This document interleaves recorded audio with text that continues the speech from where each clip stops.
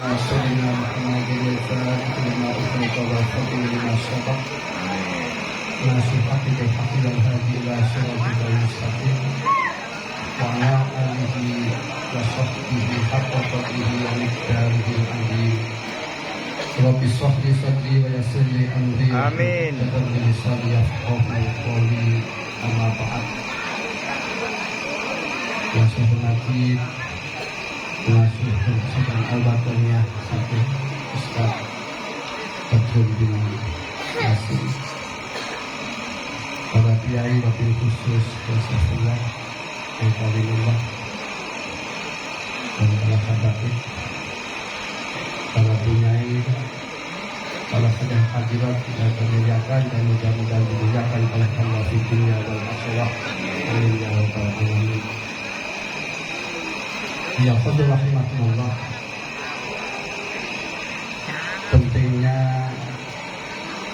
kita dekat dengan ulama.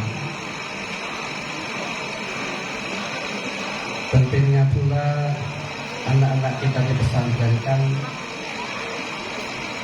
Allah mengatakan, Allah Ta'ala, ya ayyuhalladzina amanu taqullaha, ya ayyuhalladzina amanu taqullah, ya ayyuhalladzina amanu taqullah haqqa tuqatih wa la tamutunna illa wa antum muslimun. Wahai orang-orang beriman,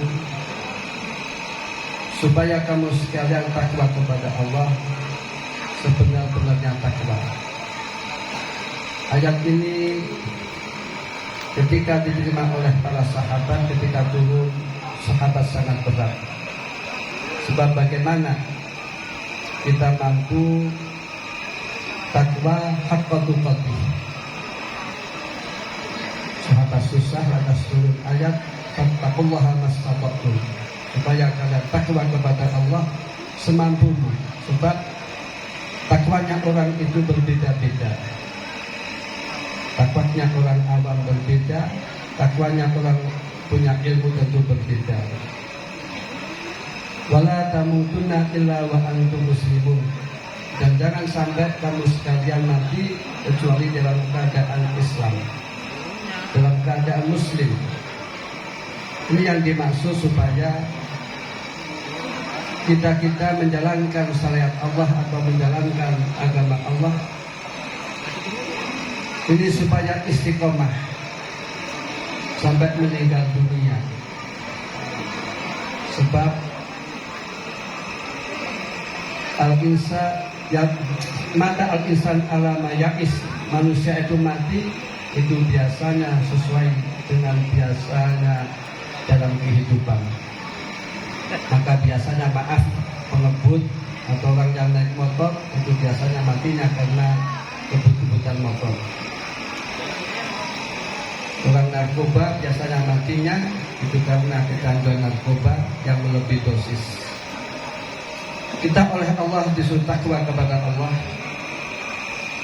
Maka untuk mengamankan takwa, untuk menjaga takwa, kita supaya hidup di komunitas orang-orang yang baik, yaitu di pesantren.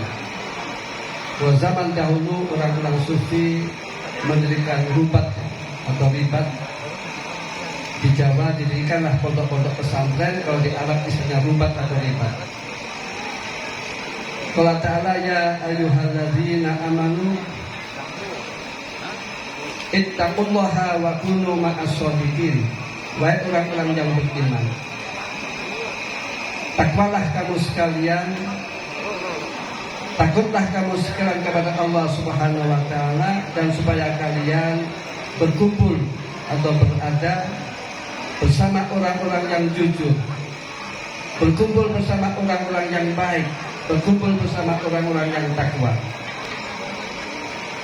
Ini untuk menjaga takwa atau untuk menjaga kebaikan.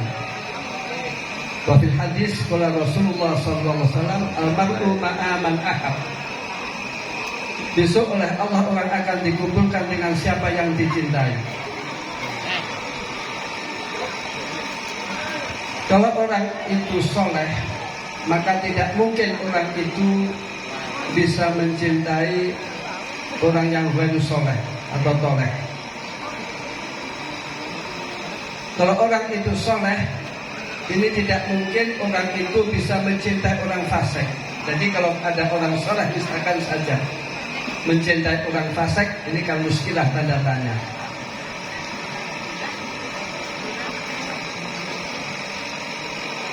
Dan kita kumpul dengan orang-orang baik, ini untuk kebaikan. Sebab man ba'uda anil ulama halak. Kalau orang itu jauh dari ulama, maka akan rusak. Maka untuk kebaikan, yaitu orang harus dekat dengan ulama. Kita kumpul dengan orang-orang baik, ini akan menghasilkan suara hati kita atau gerenjet kita atau kelentek kita. Ma yaksulu fil qalb yusamal khawatir. Apa yang terekam dalam hati, apa yang diterima dalam hati, ini akan memunculkan khawatir, yaitu jamul khawatir.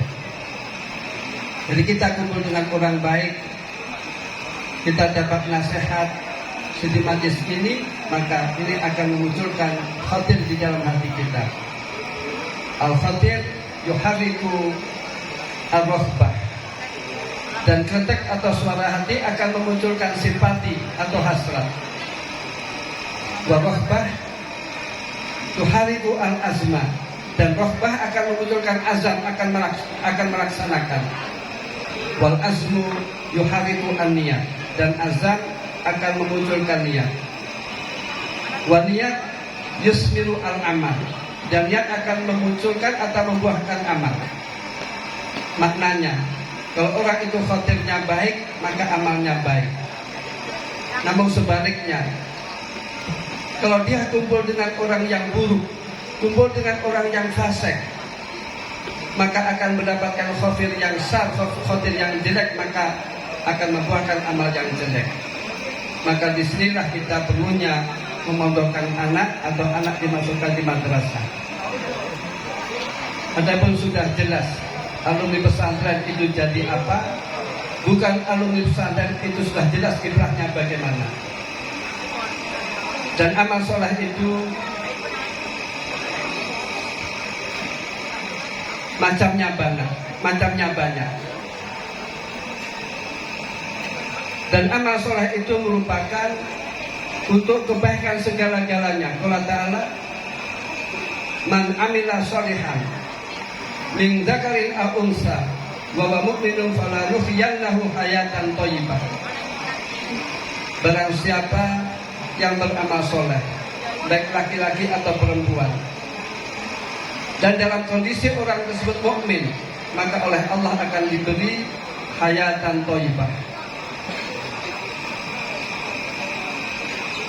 Dalam hadis itu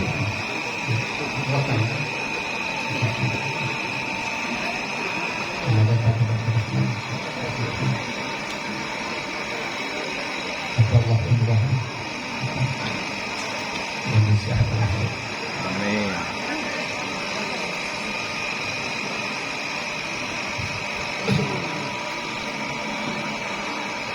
Barang siapa yang beramal soleh, baik laki-laki atau perempuan dalam keadaan mukmin, maka oleh Allah akan diberi hayatan thayyibah. Hayatan thayyibah itu misalkan saja orang yang mempunyai ilmu mau mengamalkan ilmunya, mau mengajarkan ilmunya. Dan orang yang mau mengamalkan ilmu dan mengajarkan ilmu, ini kata Nabi SAW, man alima wa amila wa alama yud'a fi malakutis samawati azima. Orang yang mempunyai ilmu dan diamalkan serta diajarkan, maka orang tersebut oleh Allah diberi predikat orang agung di kerajaan langit, orang yang mulia. Derajatnya hanya di bawah para nabi, walaupun anak siapa saja.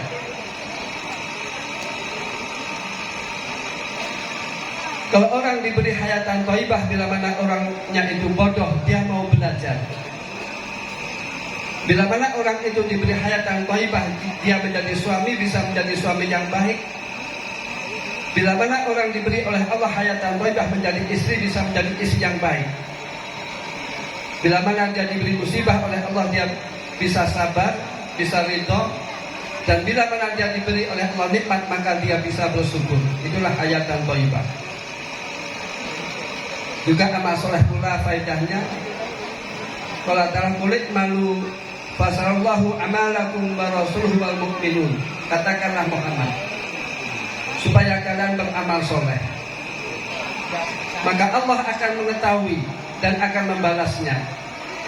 Dan Allah akan menginformasikan kepada kanjeng Nabi tentang amal umatnya. Dan orang-orang mukmin akan merasakan kepada mukmin yang lain yang beramal soleh. Dengan arti, misalkan saja kalau orang itu amal soleh, tiap malam istiqomah menghadap kepada Allah, kita melihat wajahnya saja kita ingat akhirat. Kita melihat wajahnya kita ingat kepada Allah Subhanahu wa taala. Itulah orang-orang yang istimewa. Ada sebuah cerita Imam Abdullah Al-Mubarak rahimahullah. Beliau kedatangan tamu. Dan tamu tersebut kehabisan bekal. Lantas datang kepada Abdullah bin Mubarak. Kadang kan terjadi yang demikian. Kalau orang kehabisan bekal, kadang datang ke ustadz atau ke kiai. Kalau orang ada permasalahan, kadang datang ke ustadz atau kiai. Maka Abdullah bin Mubarak menulis surat. Surat ini supaya disampaikan kepada orang yang awal berjumpa. Lantas ketika dia keluar dari rumahnya Abdullah bin Mubarak, ilah min karomati Abdullah bin Mubarak. Lantas dia bertemu dengan orang yang menunggang kuda. Lantas kuda di stop, diberhentikan, lantas surat diberikan. Lantas surat dibaca oleh penunggang kuda. Terus dalam surat, yaitu yang nulis yaitu Abdullah bin Mubarak. Maka kata penunggang kuda, sudah saya akan datang sendiri, akan sowan kepada Abdullah bin Mubarak. Setelah sowan, setelah melihat wajahnya Abdullah bin Mubarak, maka orang penunggang kuda tahu tadi nggak banyak orang Nasrani. Lantas mengucapkan kalimat asyhadu alla ilaha illallah wa asyhadu anna Muhammadar Rasulullah. Itulah orang yang beramal soleh. Melihat wajahnya saja itu menjadi kebaikan bagi diri kita. Dan amal soleh kata Imam Ghazali rahimahullah tujuannya litasfiyatil qulub, untuk membersihkan hati. Kurang ada artinya misalkan saja orang amalnya banyak namun hatinya buruk. Orang yang ilmunya banyak namun hatinya buruk, hasad, iri, dengki dan lain-lain. Ini tidak ada artinya, kurang ada artinya. Semuanya manusia itu mempunyai penyakit hati kecuali Nabi saja. Sebab Nabi itu maksum. Adapun minal aulia atau ulama pasti kena penyakit hati, yaitu hasad, iri, dengki dan lain, atau riya.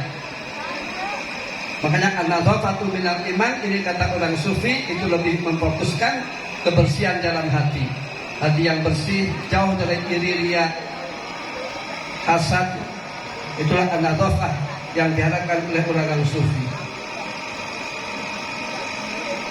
Amal soleh akan membuahkan hati yang bersih. Dan hati yang bersih akan membuahkan akhlakil karimah. Kalimah ini maknanya luas. Memaafkan kepada orang lain, mau tawaduk kepada orang lain, ini akhlakul karimah. Mau adab asal itu akhlakul karimah. Adapun tentang tawaduk itu harus ada penempatan. Tidak boleh orang Islam itu tawaduan terhadap non muslim. Sebab al-Islam yaklu wa la yu'la alaih. Islam itu luhur, tidak mungkin diluhuri. Jadi kalau tawaduk itu harus terhadap orang muslim. Ada sebuah cerita Rasulullah sallallahu alaihi wasallam ketika di Madinah, ketika beliau haji wada, dan orang-orang Quraisy mengatakan bahwasanya karena di Madinah itu banyak penyakit, maka orang-orang Quraisy itu menyangka, menduga bahwasanya Kanjeng Nabi sallallahu alaihi wasallam serta orang-orang muslim itu lemah, tidak kuat, orang yang dhaif badannya. Maka setelah itu Kanjeng Nabi untuk menunjukkan bahwasanya umat Islam itu kuat, maka ketika tawaf di putaran pertama, kedua dan ketiga, ini Kanjeng Nabi itu berjalan dengan cepat. Dan ini dilihat oleh orang Quraisy. Saya tahu orang Islam itu berjalan cepat, lantas orang Quraisy berkomentar bahwasanya ternyata Kanjeng Nabi dan orang-orang Muslim itu orangnya sangat kuat.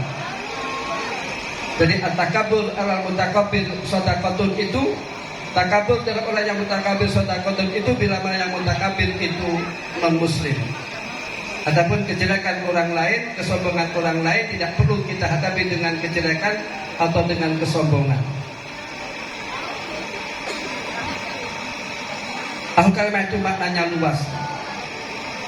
Khudhil afwa wa'mur bil urfi wa arid anil jahilin. Supaya kamu memaafkan dan perintah tentang kebaikan dan berpalinglah dari orang-orang bodoh, dengan arti kalau orang bodoh itu mengajak tukaran, ini jangan diladeni. Sebab orang bodoh itu bila mana marah, maka kata-kata kotor akan keluar. Mengambil tindakan yang tidak karuan, memukul akan keluar. Namun orang bodoh itu jangan dihadapi. Wa ibadur rahmani ladina yamsuna alal ardi hauna wa idza khatabahumul jahiluna qalu salama. Hamba Allah yang baik itu hainan, layinan, tawadu'an gampangan, sahlan gampangan, hauna gampang, mutawadi'an mudah diajak ngobrol, mudah diajak lobby, tidak kaku, tidak keras. Dan bila mana disitopi atau diajak tukaran oleh orang-orang bodoh, maka hamba yang baik mengucapkan qalu salama, yaitu menghindar, memprioritaskan salimna min ismikum, tidak mau berbuat dosa, tidak mau tukaran. Itu termasuk akhlakul karimah. Dan al-karimah merupakan puncak Rasulullah SAW diutus oleh Allah. Qala sallallahu innama bu'istu liutamima makarimal akhlak. Saya diutus oleh Allah untuk menyempurnakan akhlak. Jadi artinya akhlak-akhlak yang diajarkan oleh Nabi sudah baik, namun disempurnakan oleh Rasulullah sallallahu alaihi wasallam. Dan Kanjeng Nabi yang dipuji oleh Allah yaitu tentang akhlaknya. Wa innaka la'ana khuluqin azim. Sesungguhnya kamu ya Muhammad di dalam posisi dan dalam budi pekerti yang mulia, yang luhur. Dan di antara akhlak Rasul yaitu mendahulukan orang lain atau mau mengalah. Allah Ta'ala wa yu'thiruna ala anfusihim wa kana bihim khassasah. Karakter orang Ansor itu mendahulukan orang lain dan mengalahkan dirinya walaupun dia hajar. Dengan arti ada sebuah cerita tamu Rasulullah sallallahu alaihi wasallam. Pada waktu itu Rasul tidak ada yang makanan yang dibuat lugu. Atas Rasulullah menawarkan kepada sahabat siapa yang nyuguh tamu. Atas ada orang Ansor yang mau menyungguh, pada makanannya hanya pas-pasan. Yang dimakan oleh keluarganya habis, namun dia dan istrinya dan anaknya itu mengalah. Makanan sedikit diberikan tamunya Rasulullah sallallahu alaihi wasallam. Logikanya, kalau orang Ansor itu mengalah mendahulukan orang lain, apalagi Rasulullah. Misalkan saja Siti Fatimah pernah minta khodim. Berhubung ada sahabat yang lain yang butuh khodim, maka khodim diberikan kepada sahabat, bukan diberikan kepada Siti Fatimah radhiyallahu anha. Dan juga ketika besok di arena mahsyar hari kiamat, semuanya Nabi mengatakan nafsi salim nafsi. Namun Rasulullah mengatakan ummati salim ummati. Inilah Rasulullah itu mendahulukan orang lain. Dan para nabi-nabi itu punya doa yang dijabai oleh Allah. Namun doa Nabi disimpan oleh Nabi, akan digunakan besok akan menyafati umatnya sehingga umatnya masuk surga bisyafaati Rasulullah sallallahu alaihi wasallam. Allahumma rzuqna syafaata Rasulillah sallallahu alaihi wasallam. Itu Rasulullah. Di dalam kitab Bukhari diceritakan besok pada waktu hari kiamat, orang-orang yang iman kepada nabinya itu mendatangi kepada Nabi Adam. Namun Nabi Adam mengatakan lastuhunakum, saya bukan di maqam syafaat. Datangilah Nabi Nuh dan para orang-orang mukmin manusia mendatangi kepada Nabi Nuh. Namun ucap Nabi Nuh lastuhunakum, saya bukan levelnya menyafaati. Datangilah Nabi Ibrahim. Lantas orang-orang datang ke Nabi Ibrahim. Nabi Ibrahim pun mengatakan lastuhunakum. Datangilah Nabi Musa. Lantas manusia mendatangi Nabi Musa. Kata Nabi Musa juga berkomentar mengatakan lastuhunakum. Datangilah Nabi Isa. Lantas manusia mendatangi Nabi Isa. Kata Nabi Isa lastuhunakum. Datangi Nabi Muhammad sallallahu alaihi wasallam. Akhirnya umat-umat min awalin wal akhirin mendatangi Rasulullah sallallahu alaihi wasallam. Lantas Rasulullah jungkung sujud kepada Allah. Lantas kata Allah, sal tuqta, supaya kamu minta ya Muhammad, kamu akan diberi. Lantas Rasulullah menyafati kepada umat minal awal wal akhirin masuk surga bisa fahati Rasulullah sallallahu alaihi wasallam. Berarti Rasulullah itu merupakan orang yang pertama-tama membuka pintu surga. Jadi artinya orang menjadi umatnya Rasulullah itu wajib bersyukur. Sebab ada ulama yang mengatakan bila mana orang menjadi umat Rasulullah tidak bersyukur, maka dikhawatirkan orang tersebut mati su'ul khatimah, na'udzubillah min dzalik. Kalimat ini supaya membuahkan dan akhirnya supaya karena Allah. Dalam sufi mengatakan kullu syai'in li ajilah fahuwa maksiat. Segala sesuatu bila mana dilakukan bukan karena Allah berarti riya, maka itu merupakan maksiat. Jadi maksiat itu, riya itu bukan hanya sekedar tidak diterima amalnya saja, namun ada iqabnya, ada seksaannya. Kalau orang itu dihisab oleh Allah, maka tidak akan mungkin selamat. Man husiba uzib, barang siapa dihisab oleh Allah, maka akan diadab oleh Allah, tidak mungkin selamat kecuali birahmatillah. Kecuali mendapatkan anugerah Allah, kecuali mendapat rahmat Allah. Qala Rasulullah sallallahu alaihi wasallam, la yudkhilu ahadakum amalukum al-jannah wala anta ya Rasulullah wala ana.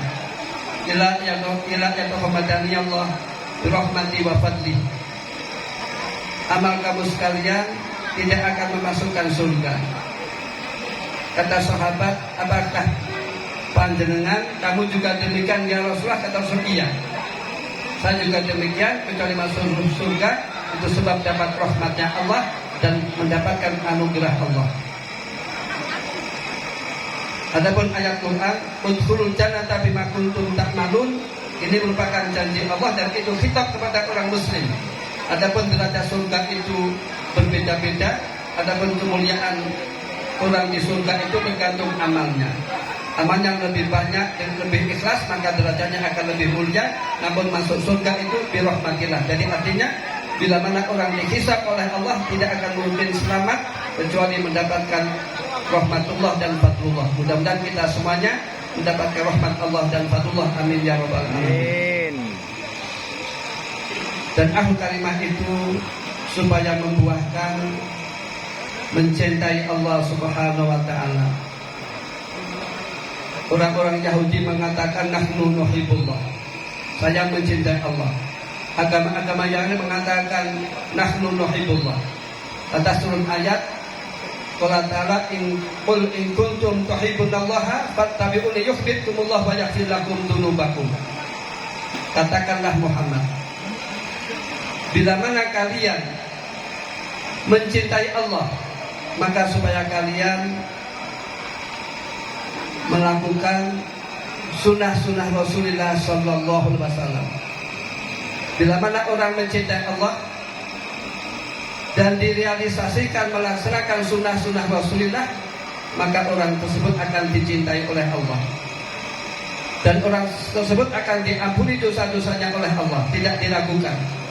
Kalau orang dicintai oleh Allah, kalau orang diampuni dosa-dosanya oleh Allah, tidak diragukan, maka orang tersebut akan dimasukkan di surganya Allah. Allahumma adkhilna jannah, amin ya rabbal alamin. Di mahabbah min Allah itu makom yang tertinggi. Misalkan saja orang dicoba oleh Allah, sebab semuanya orang itu, semuanya orang baik itu berpotensi diuji oleh Allah, sabar apa tidak, ridho apa tidak. Qala Rasulullah sallallahu alaihi wasallam, ma yuridillah bi khairan yusib minhu. Barang siapa yang dikehendaki oleh Allah kebaikan, maka orang tersebut oleh Allah diberi musibah, sabar apa tidak, ridho apa tidak. Nanti tingkat-tingkatan. Minimal orang harus sabar dengan ujian Allah. Kedua, yang tingkat tinggi lagi, ridho dengan ujian Allah. Yang ketiga, yang level atas, yaitu mahabbah dengan ujian Allah. Jadi orang-orang tinggi itu diuji oleh Allah, dia mencintainya, dia mahabbah. Seperti ada cerita, ada wali perempuan namanya Rabi'ah al-Adawiyah. Rabi'ah al-Adawiyah itu dia kesandung, keluar darah, maka beliau senyum.